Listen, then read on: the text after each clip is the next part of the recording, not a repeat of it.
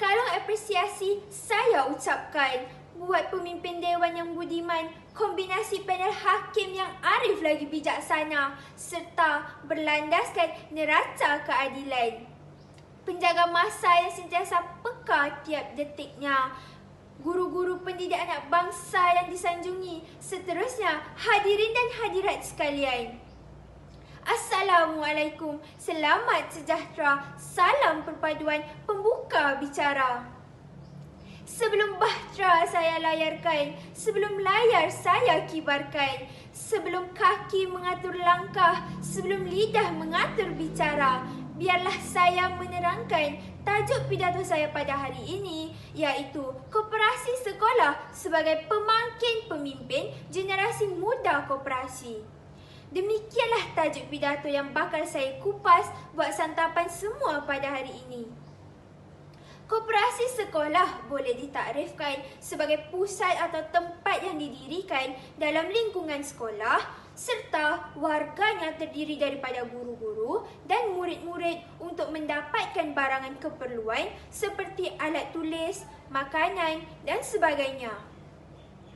Pemangkin pemimpin bermaksud faktor yang mempercepatkan sesuatu tindakan sehingga melahirkan murid-murid yang mampu menjadi seorang pemimpin pada masa hadapan.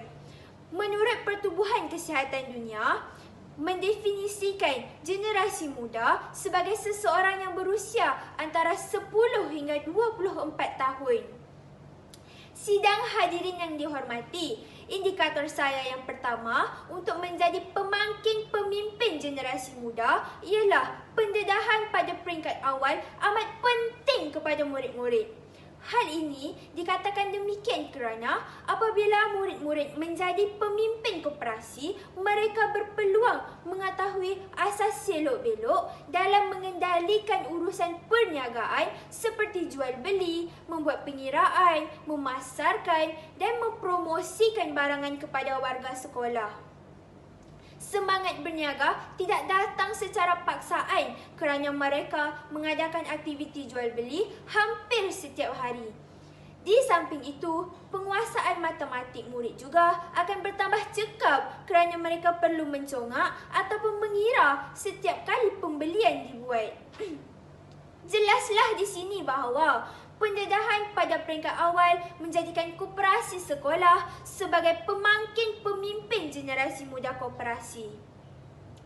Sidang saksi yang bervisi, indikator saya yang kedua berkaitan koperasi sebagai pemangkin pemimpin generasi muda ialah seseorang murid itu perlu memiliki kriteria jujur dan amanah menjalankan sesuatu pekerjaan.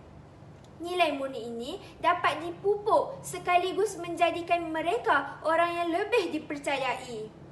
Tidak dinafikan kriteria seseorang pemimpin itu perlu memiliki nilai murni yang tinggi agar mereka lebih berkeyakinan dan membina jati diri yang utuh. Pengalaman tersebut dapat membantu murid-murid yang ingin menceburkan diri dalam bidang perniagaan dan keusahawanan sebagai suatu kerjaya pada masa hadapan. Hal ini bertepatan dengan pepatah Melayu, melentur buluh biarlah dari rebungnya. Tegasnya, murid-murid akan mendapat pengalaman berharga kerana jujur dan amanah ketika berniaga, khususnya kooperator muda. Hadirin sekalian, menjejaki fasa penutup bicara, dapatlah disimpulkan bahawa penubuhan koperasi sekolah sememangnya pemangkin pemimpin generasi muda koperasi.